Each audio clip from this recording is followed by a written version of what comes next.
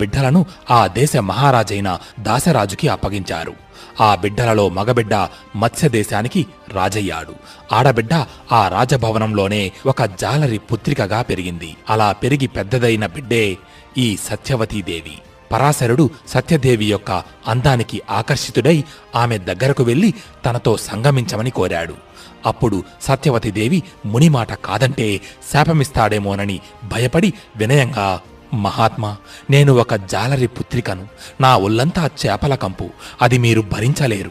అలాగే నా కన్యత్వాన్ని పోగొట్టుకుని నా తండ్రికి నేను నా ముఖం ఎలా చూపించను అని అంది.